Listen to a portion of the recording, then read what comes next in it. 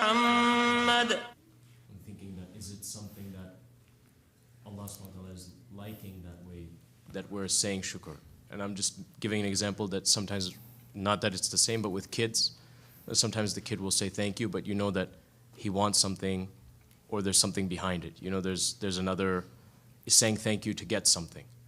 Whereas opposed to sometimes a person says thank you and they mean it. So like how do we say thank you in a way that there's no agenda, not like Allah SWT will like it, not just to say shukr ya Rabbi alhamdulillah, but to do it in a way that's pleasing to Him, for the, not just to say it for ourselves, to make ourselves feel good that I made this much shukr or.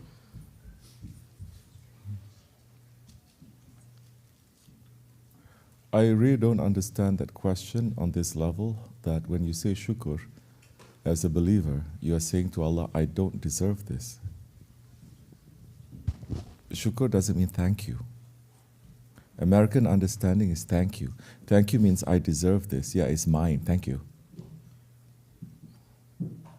Shukr means it's not mine, yet you give it to me. I don't deserve this, yet you give it to me. Who am I, yet you love me?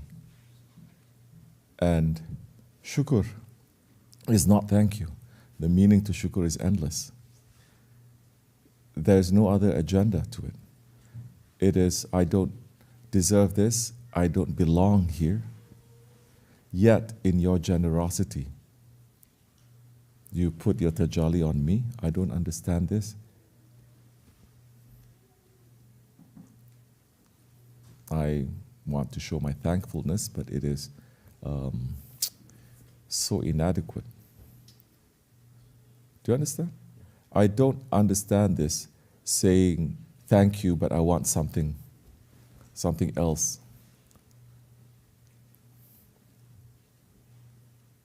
If you are, but you have to reach to that station where you understand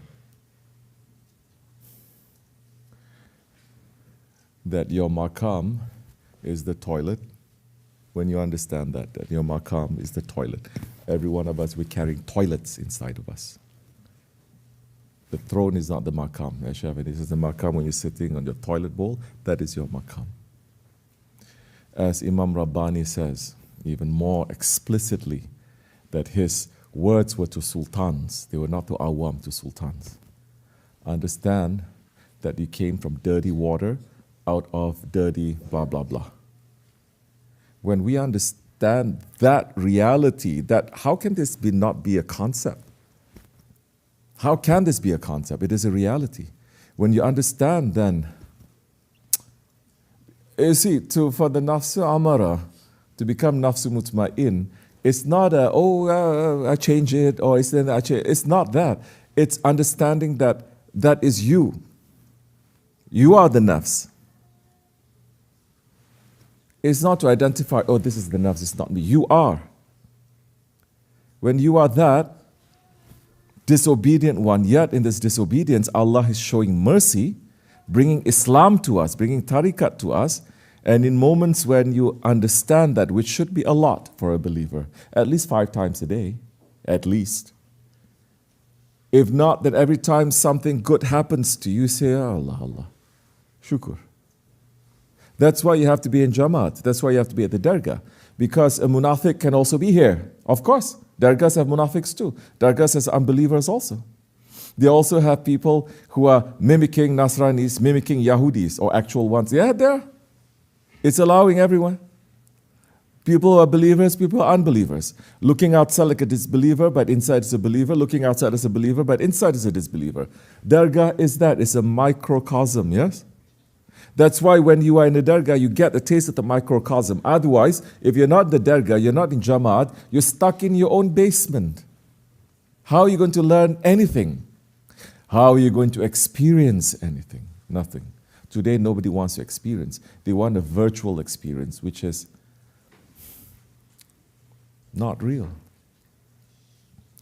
Then when you are in this, then you know, oh, this one says sorry in this way. My heart is not too happy, but this one says sorry in this way. My heart is happy with this. This one says sorry in this way. My heart is actually angry. This one says sorry. My heart wants to cry. Yes? That's why people don't socialize anymore. Socialization, the community, the Jamaat, the Sahabe Kiram, that is Ahl Sunnat way. That is Islamic way.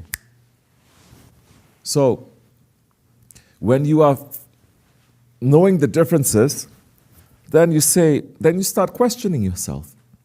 When you're running away from your dunya and outside, when you are running to the top of a mountain, either physically like this, leaving everything outside, you have more time. Or metaphorically speaking, you must make yourself more time to think instead of more time to look for money, more time to pay your mortgage. You try to live a bit more simply. When you have more time, inside of that time, you'll be able to think, you'll be able to understand why this one, sorry, appeals to me, this one doesn't. Then you say, how am I? Where do I fit in? What do I want to be? This one's thank you or that one's thank you? This one's Allahu Akbar or the other one's Allahu Akbar? This one's Subhanallah or that one's Subhanallah? You can say Subhanallah, but not everyone means that Subhanallah. Some people say Subhanallah as a curse. Then you understand, you start feeling your heart. And you say, this one is like this because, and then I want to be like this. Or do I sound like that? I should not be like that. You have to self-reflect and you have to reflect others too. Otherwise, you will fail. What is going to take you 1 year is going to take you a decade. You are wasting time, and wasting is haram.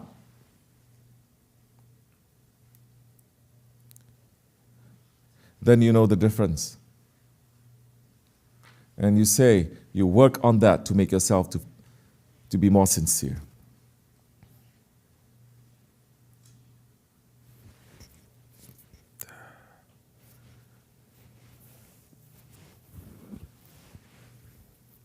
And he likes to take the example of, say, Bilal, because the sincerity is there. Over and over again he would.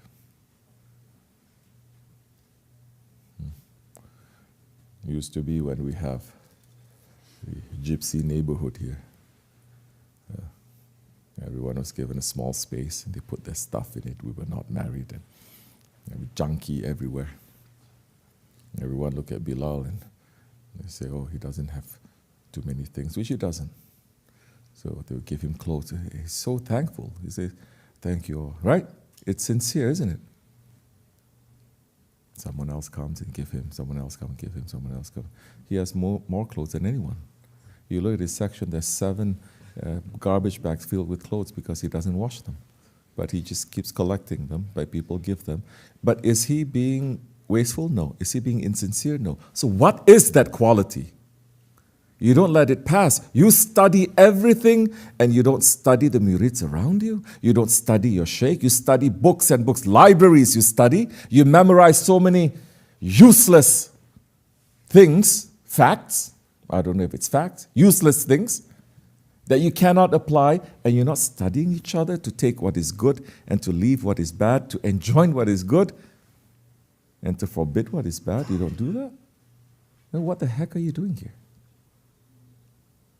Anyone can go to Princeton, anyone can go to Harvard. Doesn't mean that you are going to pass, doesn't mean you're going to graduate. Today, you can take a bus, you can go to Harvard, and you can tell everyone, I went to Harvard. Doesn't mean the same thing. So you are here in the Dargah, what are you doing?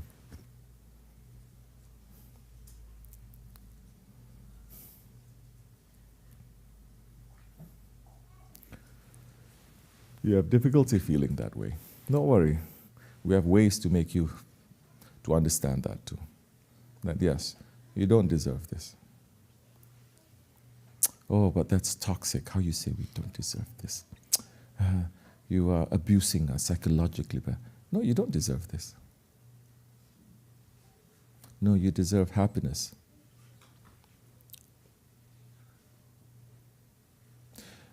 Leave the word deserve. We have been created for the paradise. Leave the word deserve. We have been created. Our creation is for paradise. It's not for hellfire. It is for paradise. why we're not in paradise.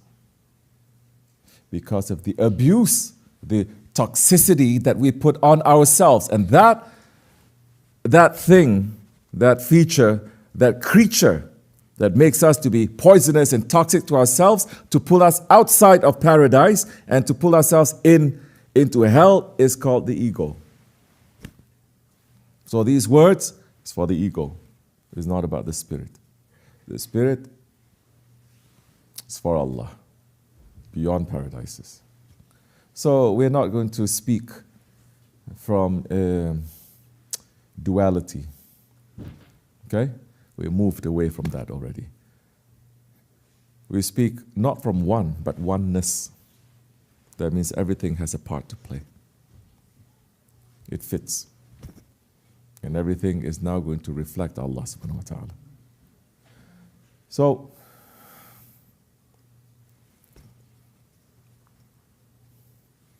those who are here and they just don't want to talk to anyone, you're still stuck in your basement, men's or women's. I don't have any friends. I don't want to talk to them. That's why I'm saying you're not making 2 steps in tariqat.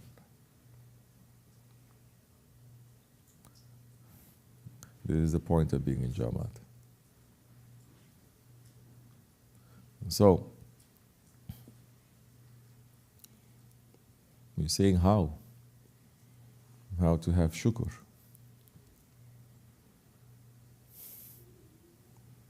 As that saint that said, it is no surprise to me how we can and we must love you, O my Creator. No surprise. Everything and everyone must love you because you are our Creator. But what shocks me is that how you can love us.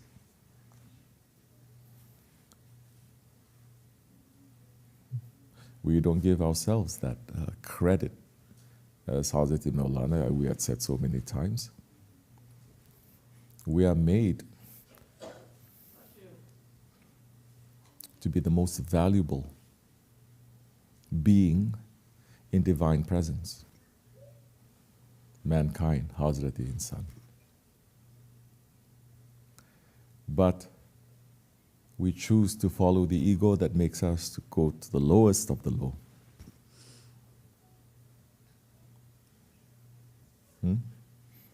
It's like the priceless dagger encrusted with jewels that should be on the hilt of a sultan.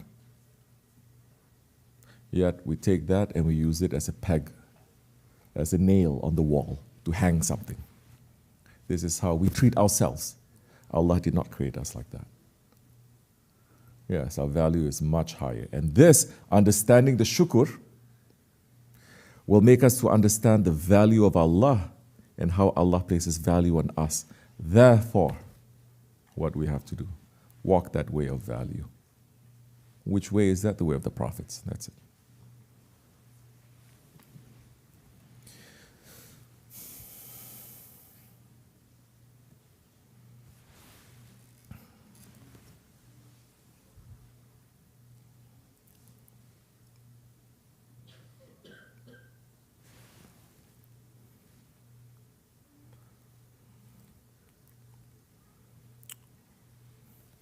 How we explain this sense of entitlement.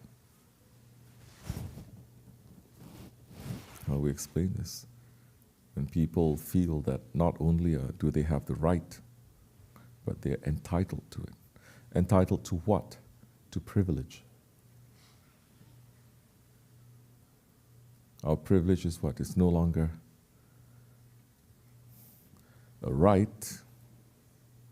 It's no longer something that is rare. It's become a right. Yeah, of course, it is our haq to be privileged. Not only that, we are entitled, we must get it. How do we explain this in terms of today and our approach to religion or spirituality? As murids, because now we live in a country of privilege.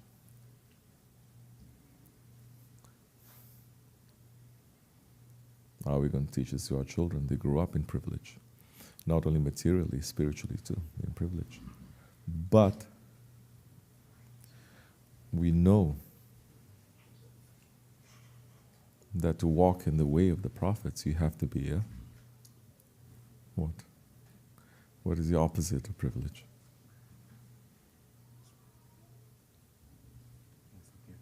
Fakir. To be a fakir. To say, I don't own anything, it's not mine. That is one of the meanings when Mevlana does this. It's not mine. Whatever is given, I give. I'm just a conduit. Doesn't belong. Not my brains, not my children, not my possessions, not my time. Doesn't belong to me. It belongs to others. Therefore, now your zakat is not 1/40. Now we follow the zakat of Hazrat Abu Bakr Siddiq. But that is an ayat that Allah has said that we're supposed to read. Everyone's talking about Quran.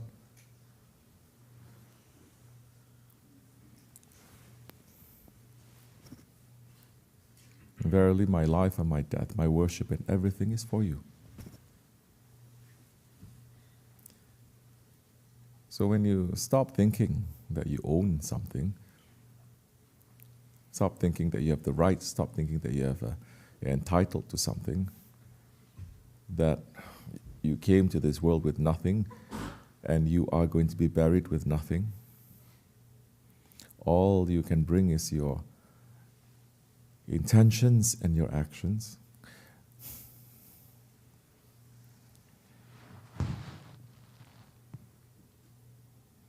Then that time, dunya is not going to be in your heart. You can be in the palace, but it's not going to be in your heart. So many people, they live in poor conditions, but their hearts are filled with dunya. And this is also an irony. Yes, there are lots of tests that you have to go through. There's also times then we see what is the state of your heart. Where would you rather be? Where are you most comfortable? Doesn't mean the person who is out there in the fields is most comfortable. He just has to do it. Doesn't mean a person who is in the house all the time is most comfortable. But today, of course, it means everyone who stays in the house, they're more comfortable in it. But when you are seeing it as a conduit, a way to achieve something, then you are not going to be so connected to what you are, where you are, and what you're doing. You can have the dunya in your hands, but it's not going to stay in your heart. It's going to pass.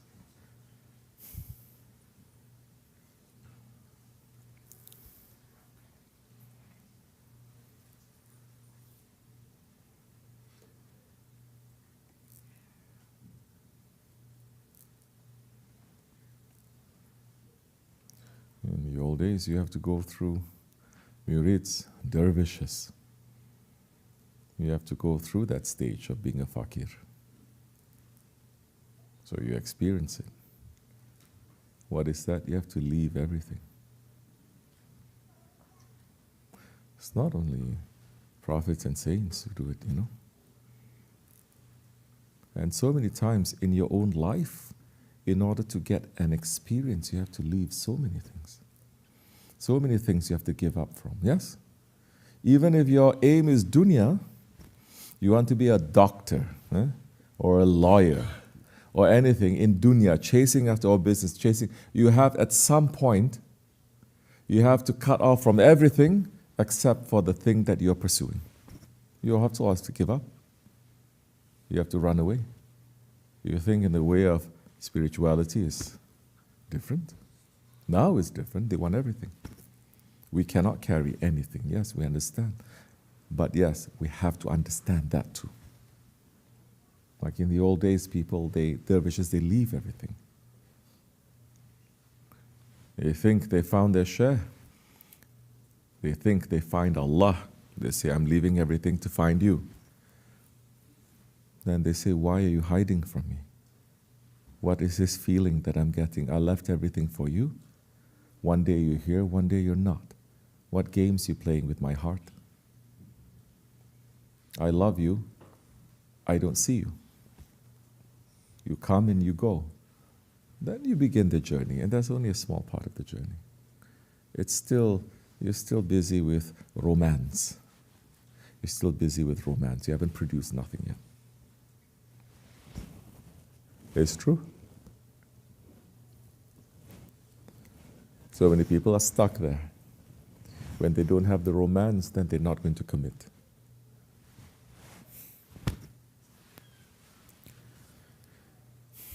Yeah, it's nice. It's nice when you have the commitment, you have some romance too, but then you see levels. You see what is more important. And sometimes the more work that you have to produce, the less time you have for romance. You know it's there. And then you say, not now. Later we'll have more time. Not now. This is a dunya, it is a time for toil. It's not the time for that. There will be time. There will be plenty of time. There will be an eternity of that. But now the time in dunya is limited. It's not too much. And it's time for toil. So